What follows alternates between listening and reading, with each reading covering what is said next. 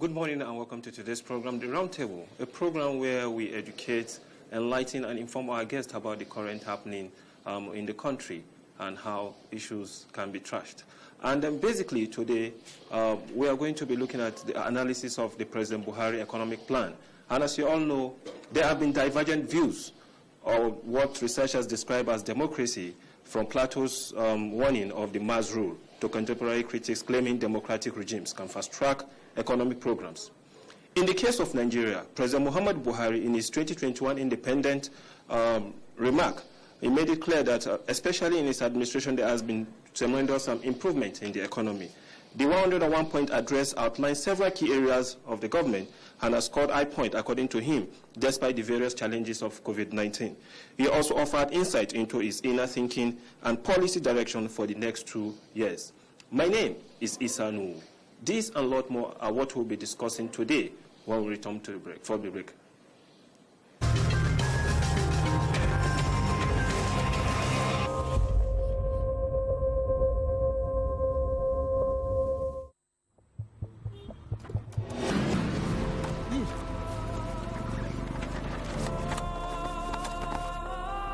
Sir, can you please give us the permission to search you?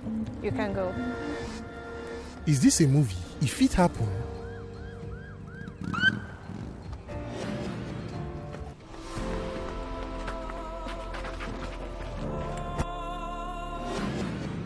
Officer, I beg carry and go station. When our Oga come, you come meet her for there. Hey, Mr. Man, I cannot do that.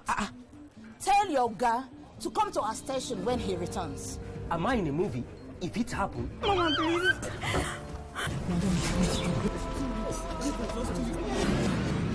Mama, please. Thank God you're here. Do the needful. Mama, please, just 3 weeks now. Why did you invite us to come help chase your tenant now? This is a civil matter now. Is this a movie? If it happen, If we follow The new police law. Following the sudden outbreak of cholera in some parts of the Federal Capital Territory, significant number of cases have been tested positive for cholera. The Health and Human Services Secretariat has intensified surveillance in the affected communities around the area council. Therefore, residents are requested to report any case of diarrhea to the nearest health facility or the Department of Public Health on the following numbers: Dr. Sadiq Abdurrahman, 0803-705-1784, or Dr. Doris John, 0803-315-6560. Ensure that the water used for domestic purpose is clean, boiled and filtered. Start ORS immediately you have diarrhea. Ensure that all food is properly cleaned and well cooked before consumption. Ensure that fecal waste are hygienically disposed of. Do not defecate in the open or into streams. Houses with surface wells should make sure they are covered all the time. Public Health Department, FCT Health and Human Services Secretariat. Announcer.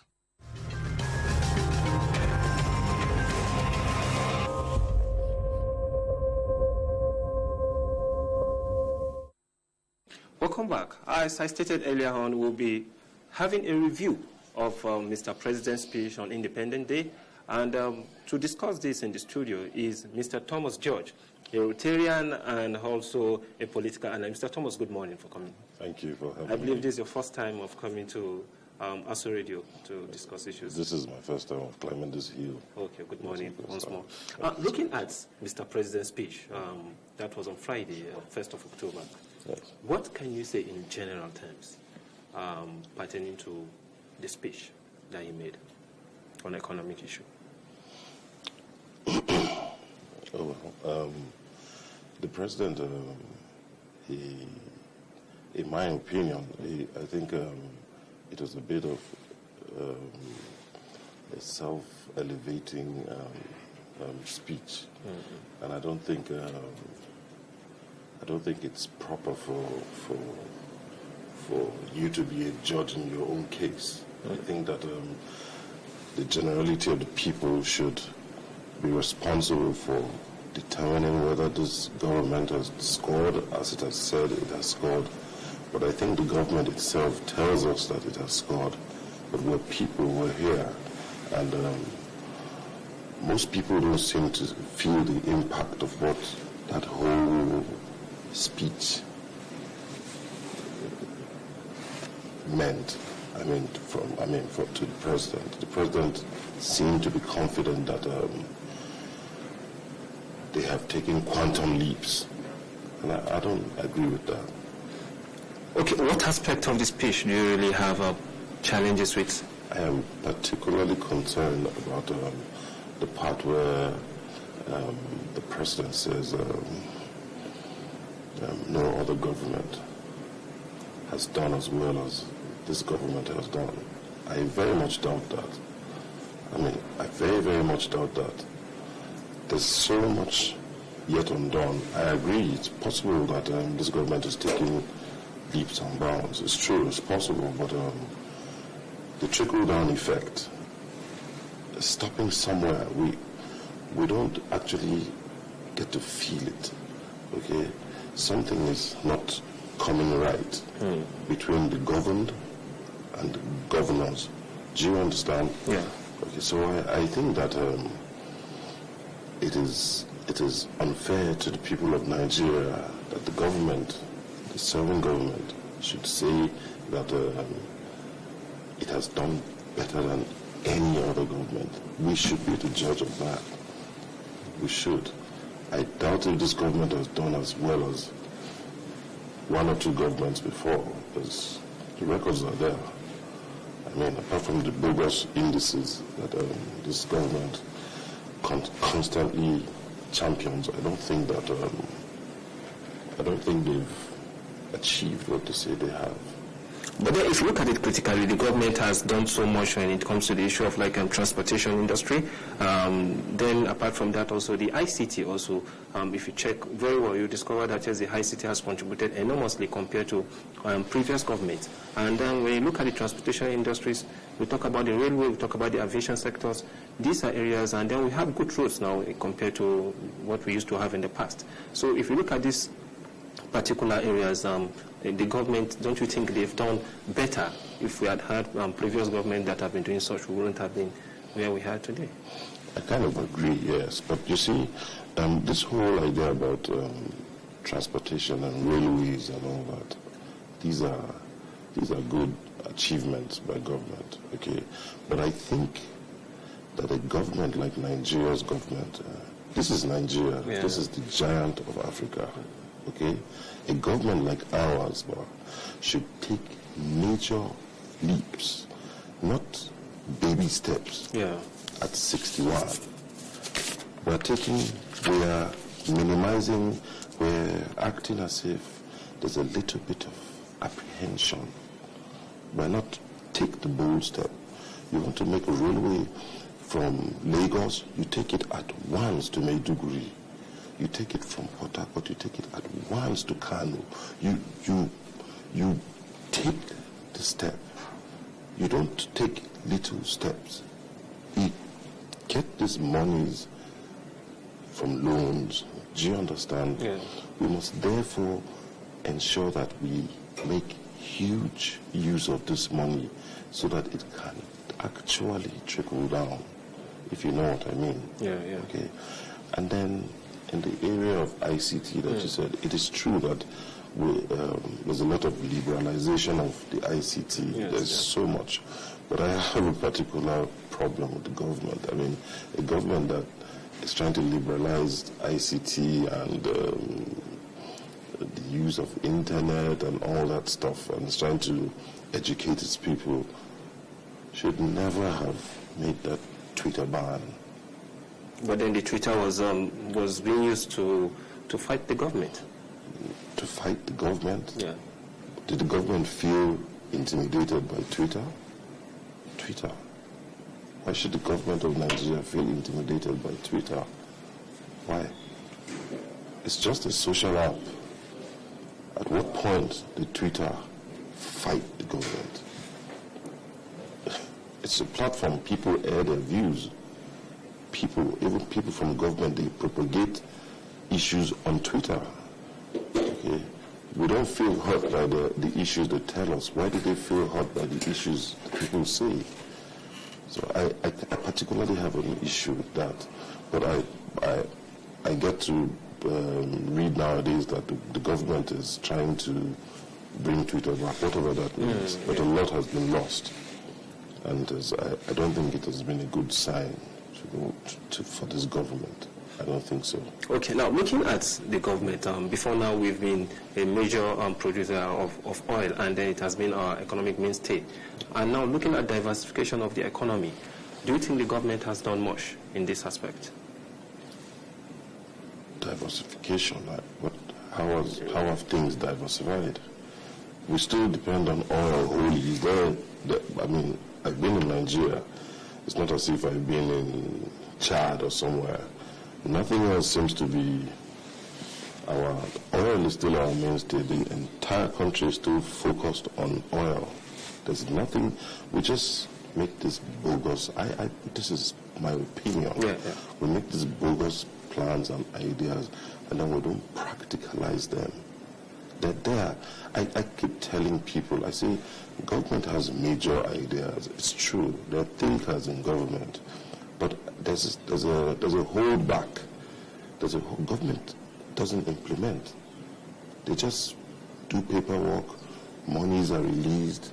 Monies go. But then there's nothing really practically done. The agricultural sector, we had a minister that had to be fired by President Buhari. The minister was practically sleeping. At least in the last government, the first lap of the government, Audu Ogbe was quite active. I think he was a bit active, more active, and even though he had some funny policies like bringing grass or somewhere to plant. I don't know how far that went, but I think agriculture is the only alternative government seems to want to play against oil. There's nothing really much. The rest of the private sector is kind of selfish and slow. People are too into their own dealings to actually see that there's a national need for everybody to put hands on board, no matter where you are. This is a challenge that Nigeria has. Okay. So what other part of the economic indices do you think the government really needs to do much on, apart from the issue of agriculture? Now, Nigeria is filled with talented people. Nigeria is talented people everywhere. Government needs to either back off from too much involvement with people's lives and let people actually blossom as they should. Maybe make a little bit of restrictions but government is in our face in Nigeria. They're right in our face. They're acting as if you can't move without government. And government is not moving. So people are held hamstrung. Do you understand? The entire country is waiting and looking up to government. I've never seen such a thing, that an entire country of maybe over 100 or 200 million people are just focused on Abuja. I've never seen that anywhere in the world. People are afraid of developing themselves because they believe that the government must support them. If the government doesn't support them, government is in our face. They need to back off a bit and choose their battles. Okay, now let's just look at this particular issue. According to the president, our GDP grew by 0.51% and 5.01% in the first and second quarter of 2021. And looking at this, do you really see the major impact on the common lives of Nigerians? Well, back to where we were before. I don't agree with these numbers. I'm sorry. I'm not. I wasn't the best student in mathematics and statistics and all that, but economics, but I find these numbers a bit dodgy. Okay, because we are practically in this country. We're here. We're not reading all this stuff from newspapers and everything. Our daily lives. Okay, the fellow in my village, the fellow in another village, our daily livelihood doesn't reflect these numbers. So how do they bandy these numbers around? Where do they even get them from? That's what how is this? How does this happen? I need to understand. Right? Do they just make these indices based on people who live in Abuja or Lagos, and then feel that covers for the whole of Nigeria? Nigeria is filled with people, real people that have real issues, and this, I don't agree with these numbers. So how do you think the government can do more in terms of its policy to reflect in the lives of Nigeria? Okay, first, I'm not in government. Yes. Okay, I don't think that the government has given room for anybody to give pro bono advice. And I think I'll be going against myself in totality if I just sit on my fanny and then advise government. Government doesn't listen like that. Government listens when they call you for advice. You can speak from here to many days because a lot of stuff has been said. Government sees this stuff and government doesn't act on it. There already seems to be a blueprint or steps that they plan to take. So every other voice is a distraction for government. So I think that personally, when I see a project or an idea government has brought to play, I like to attempt it. If government says there's agricultural loans, I'm a farmer. I have my family. We have a farm in the village. Okay, well, it's coming up. Okay, so government says they give loans to farmers. We try to get the loans. If it doesn't work, then I can throw stones on government and say they said there were loans and they didn't give me loans, even though we have everything that it takes. But these processes are ongoing, so I don't know yet if I should start to throw stones on government for that matter.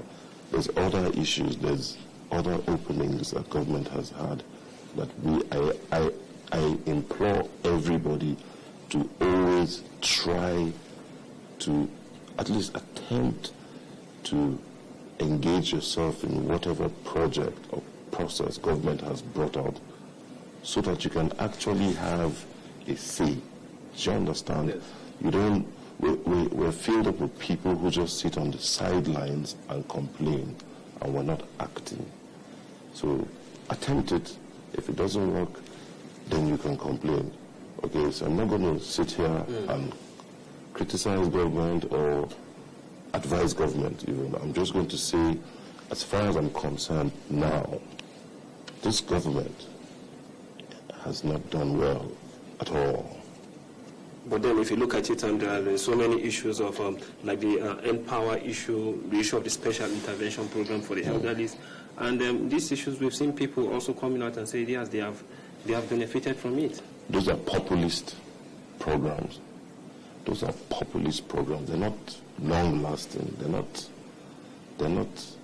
Are they legislated even? They haven't become us. If this government of President Buhari now doles out 10,000 to everybody and says there's Empower and there's 774,000 jobs around the country and all of that stuff, I agree. Good, nice step. Okay, but it will only make sense if going forward after this government it becomes us. Do you understand? The next government, it means it has been entrenched. It is our way of life now. Then we'll refer to President Buhari's government and say, that government fashioned this project. Do you understand? But for now, as far as I'm concerned, they're populists. It was in the first leg of the government, I think that all these projects, this earn cash, earn power, and all this stuff, I think that they were brought to light as a tool of campaign. This is my opinion, because it was too populist for me. I mean, there's loads of people in my village that didn't benefit from it, and they qualify. They say they were giving out some money to the very poor. How did that happen? What was the yardstick? I mean, I know loads of people who should benefit and they didn't. So is it at the? Do they just make up these numbers and then say, let's just go to this place and give out this money and say, what are we doing? These are not projects. This is not how. I don't think this is how to run a system. I don't agree. That you don't do that. Okay, nobody does that anywhere in the world. If you want to do welfare for the state, for the country, you have to have a real program to say maybe a certain age group everywhere around the country. States must be involved. You must carry the states along. The states must carry the local governments along to the lowest minimum of government must be involved in this welfareism. You don't just put money in bags and then go and then start to give people and you say empowering them. How are you empowering them with the money? But then if you look at what happened, most especially during the NSAS, you discover that the federal government actually gave out some of these items. Unfortunately, some state governors or some persons, they kept it without reaching it out. So do you think it was the fault of the government itself, the federal government itself? No, when we're talking about government, we're talking about it in its wholeness. Yes. We're not distinguishing state and government and federal. If you ask me, I think that state governors in Nigeria, they've made such a mess of their states. They've made such a mess of this country, okay? Most of us here, we come from states. I come from Benue. Yeah, I'm sure you come from Kogi. Yeah. Yes, everybody has a state, but things have been so badly done that we're not even aware of who represents us. I'm being honest here when I tell you, I know the name of my senator, but I don't know the name of my House of Reps member. I don't know the name of my local. No, I know my chairman, but I don't know the representative in the state assembly.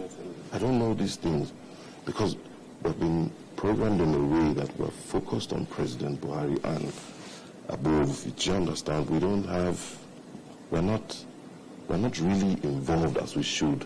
And I think it's a total leadership problem, not President Buhari. Please, this is not about President Buhari. The state governments are a total mess. Excuse my language. They've done so badly. My state, Benue, there's no trickle-down effect. Other states, there's maybe Kaduna, I don't know, but a lot more needs to be done, if you ask me. Okay, staying with me in the studio is Mr. Thomas George, and we're discussing the issue of the analysis. We're analyzing the issue of President Buhari's economic plan, and we believe our viewers and listeners at home are paying attention so that after the break we'll be able to give them the phone line so that they can call in and make their contribution. So now, looking at it critically now, when it comes to the issue of the mineral resources we have in the country, right from onset, do you think virtually all the government that we've had have done much in terms of the mineral resources we have in the country? Nigeria has had a leadership malaise. There's no lying about that. Our leaderships over the years have been quite painful. But you see, leadership is called from following. It is us that become leaders. You and me, we become leaders. Okay? It's not as if we don't get these leaders from the moon. They are one of us. Do you understand? Therefore, as long as we continue to toe the line of the same caliber of leaders, we're going to get the same results always. Always. There's nothing that will change as long as we keep on with this leadership that we have, this leadership structure that is generated by you and me. Are you clear on that? Yeah, yes. Okay, now we'll be going on a very short break, and when we return, we'll discuss more about the issues that are arising from the President's speech on October 1st. And till then, wait for us. Thank you.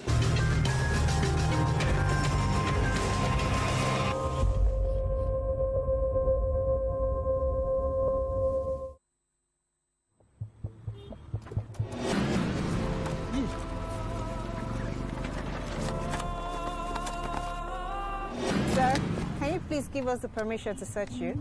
You can go. Is this a movie? If it happen,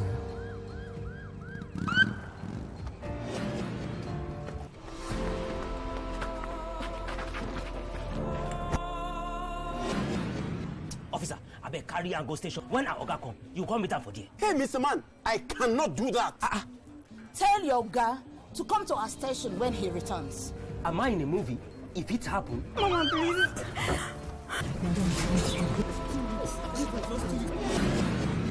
Mama, please. Thank God you're here. Do the needful. Mama, please, just 3 weeks Madam, now. why did you invite us to come help chase your tenant now? This is a civil matter now. Is this a movie? If it happen, if we follow The new police law.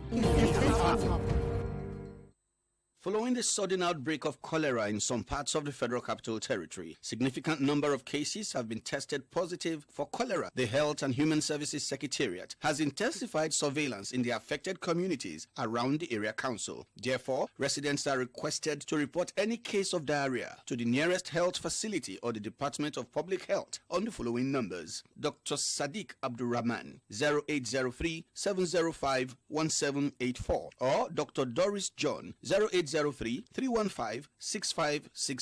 Ensure that the water used for domestic purpose is clean, boiled and filtered. Start ORS immediately you have diarrhea. Ensure that all food is properly cleaned and well cooked before consumption. Ensure that fecal waste are hygienically disposed of. Do not defecate in the open or into streams. Houses with surface wells should make sure they are covered all the time. Public Health Department, FCT Health and Human Services Secretariat. Announcer.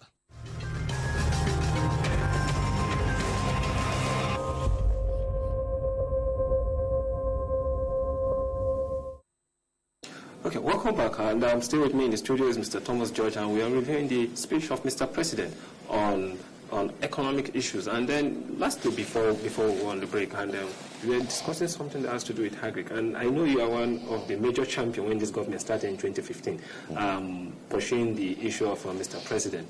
And then looking at what has happened in terms of the issue of diversification, which is a key indices for national development, and with the oil price problem that we're having. Looking at, for instance, the aviation sector, have we really derived the benefit from that particular sector? That's a hard question. I wouldn't know if we have derived benefit from the aviation sector. I honestly wouldn't know that, but I don't know what kind of benefits we should derive from there. I mean, the issue of the financial generation from that particular axis, unlike the other sectors like the oil and gas. As far as I'm concerned, air prices have hiked so badly in the past 1 year. I hope that is generating resources for the sector, the aviation sector. Because it's unexplainable. I think that it has to do with fuel increase or something, and maybe the monetary fluctuation. But I don't have any idea personally how the aviation sector has benefited from the price hike. Okay. Now, coming back to the issue of COVID-19, this had a very major impact in our economy. And do you really see that as one of the major problems why we are not having this trickle-down effect on the economy in terms of development plan of the president? COVID-19? Yes. COVID-19 was last year. Yeah. I'm trying to minimize throwing stones at government. I told you already. I don't make those kind of discussions. Too much stones. I don't do that. But COVID-19 was just last year. From this year, we haven't. COVID-19 is not an excuse. Before 2020, COVID-19 wasn't an excuse. So for us to bring COVID-19 up now would be for me, pretentious. It's not something that we should speak on like that. We shouldn't blame COVID-19 for any of our woes. Okay, I remember there were a lot of financial nets that were contributed during COVID-19 in Nigeria to government and all that. But I don't think that we should. In the world over, it wasn't peculiar to Nigeria, you know what I mean? Yes, and many countries around the world that were badly hit by COVID, we were not. I mean, one life lost is one life too many for me, even an illness. And people who are really close to me have been down with COVID, okay? But I don't think that COVID should be one of the things that we should blame for any woes. Nigeria, we haven't been hit by COVID. But then you know that there was a global shutdown, even Nigeria, and there was no economic activities going on there, and definitely this will affect the plants. It did. Everywhere in the world. I mean, things took a back stage. Okay, it's true, things took a back stage, but it's not an excuse now. It's not an excuse. We went through it. Okay, we all did. Okay, like I told you, close people to me were hit, and the whole idea about COVID is not an excuse for government for any of government's failings, whatever that is. Okay, in the world over, government suffered last year. Okay, but everybody has somehow picked up. Jobs were lost. Millions of jobs were lost in the world. Do you remember? Yes. And so it's not as if this is not us. This is not a Nigeria thing. And we were not worse hit by COVID. Nigeria were not. We shut down the system, even though we were not so badly hit by COVID. Why should there be an excuse now? Okay, thank you, Mr. Thomas George, and viewers and listeners at home. We will open up a phone line so that you can make your contributions as the conversation continues. And the number to call is 090-5740-8127. I'll repeat that again, 090-5740-8127. This is the number to call and then make a contribution while we are discussing the issue of the speech review of the Mr. President's speech during the October 1st that was celebrated last week across Nigeria. So now, with all that has been happening, what do you think should be... Okay, sorry, we'll have a call. Hello, good morning. Good morning, your name and where you are calling from, please. Hello, good morning. Okay, good morning, Usman. Yeah. Thank you. You can make your contribution. My view on the language. So the major problem is the Nigerian people. When you take the issue of Nigerian, that's of government, the Nigerian program. When you do that, when the back was come on board, taken by who? How manage the board? Who are looking for them the law to do that? Why they are not doing that? That's the that someone will do the money when the But in terms of the Nigerian another thing, coming to this dilemma, there's another problem that is for the chairman as you said. So what is that? But there are not a lot of people that they feel in their life. But how are they going to make it? Some are collecting those loans, but not money are just collecting it. A lot of people are collecting in the middle of the later to go back to a lot of farmers. Yeah. People go and collect and sell. I think everybody becomes a politician. So that cannot be compensated. And what to me, they know they can put some test with their test. Oh, don't be really hard. What?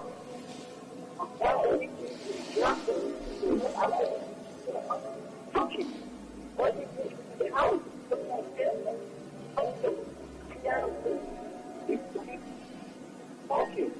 Okay, thank you for calling out, Mr. Osman. I think one major issue you raised was the issue of loan, and you can see, just like you stated earlier on, and I think the same complaint. And then when you look at this particular issue, you know, number one, the president cannot move around the country to look at every individual's application or whatsoever. Apart from looking at the government as a whole, what do you think can be done? Because you mentioned the same issue, the trickle-down effect. What do you think should be done so that the poor man on the street can benefit from every successive government? First and foremost, I think that the government, it doesn't have to be this government, but any government in Nigeria, is to call for all Nigerians. Call a proper national discourse. First and foremost, a proper national discourse. That discourse will focus on the true state of our federalism.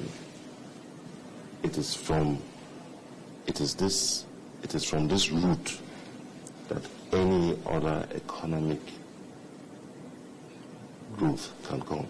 If we haven't discussed properly on who gets what, when, why, how, who generates what, where this comes from, who's doing this, who's producing, who's giving, these are things that we need to do first. We are floating. We are not, there's no substance. It is not because of government, but it is because of government. Government can make this happen. I'm saying government in its wide spectrum, the legislature, the executive. There is so much infractions with this country that is beyond. No matter, Nigeria is now like this big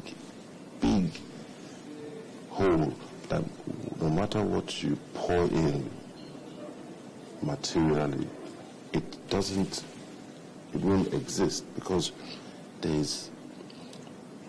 most people don't feel they have been justly treated. Do you understand? So the first step we need to take is not just throwing money at the problems. It is actually sitting down to discuss about the issues so that we can all agree on what exactly. Most people that have been privileged to be political scientists, that have studied in that realm, we know what true federalism is. We've done comparative federalisms, but we know you don't just bandy a word like federalism. It's an actual action. Switzerland has a federalism. We've done that is a federalism. Okay, what is the nature of this federalism? This federalism that we have. What is the nature? Every month, governors send their commissioners to Abuja to come and collect money and go back to spend. How is what? I don't understand that. Nobody's generating funds in their federal environment. Governors of states don't have any powers. They're just being spoon-fed by Abuja. I mean, how is that federalism? Or should we just prepare a hybrid, maybe a hybrid, and stop calling Nigeria a federal government? Because federalism actually means something. But this is not a federalism. Okay? So any talk about how government is going to, what we're going to do... So we have a call. Good morning. Good morning. Okay, well, last it, sorry. Okay. So I'm saying any talk about any kind of economic development must first come from our political resolution. We must resolve who we are. We need to understand that. We need to. Okay? It is the major problem. The problem is not throwing money at it. We have money. I mean, we're not rich, but we are potentially rich, according to one of our past leaders. He said we are potentially rich, and I agree with him. Okay, but we keep throwing money at the problem. We say we want to do Nigeria. There's so much noise. Oh, build a road there, put a train line there, but the problem is not going away. So it's beyond only infrastructure. We need infrastructure, but it's beyond that. There is a need to define who we are. After that, we can make a plan as to how to live together and how to contribute to make the country grow. Okay? Countries have done that. This is not the first country that has diverse people. Look, so in America they have diverse nations, not people, nations. But somehow there's no bickering along that line. Nobody's remembering always that you're Hispanic here. That's not how of course I know there's from time to time there's the issue of racism and all that stuff, but that's not the primary issue in the country. The country has gone beyond that. And I wonder why Nigeria, we've been together now for 61 years, but still we don't have a direction as a country. We don't feel that we're a people. We need to talk. But then, just like you said, that we need to talk. And then looking at previous government, you see, this issue of national confab, President Olusegun Obasanjo had it, and I think Jonathan also had it, and we are still where we are. Yes, the talk we need to have is not a flash in the pan. It's a continuous discussion till we get to a real solution. All these governments that had those national confab, constitutional, it was a big committee formed, Prado Jeeps, everybody stay in Transcorp, and then have a timeline. You must bring decisions by the next 4 months. Are you joking? This is a country. How do you manage to just arrive at all the resolutions in 4 months? This discussion, I every day wonder what exactly it is our legislators do. Because they're not talking. They're not arguing. There's so much wrong. They should argue. I want to see not break chairs for monetary or for sharing formulas. Real discussions, meaningful arguments. They should talk. People should state their causes, their cases. They should represent their people. They should come up with real representation. They're not. It's just a big bunch of people who are just having a blast for 4 years. Nothing really is discussed. Then they say they move a bill. They move a bill for this. No, this is not what I'm talking about. It's the same way with throwing money at problems. the National Assembly needs to talk. If they're the only people that represent us, then they need to start to talk now. That they need to discuss. We need to understand why we're where we are and what exactly it is that we want to do.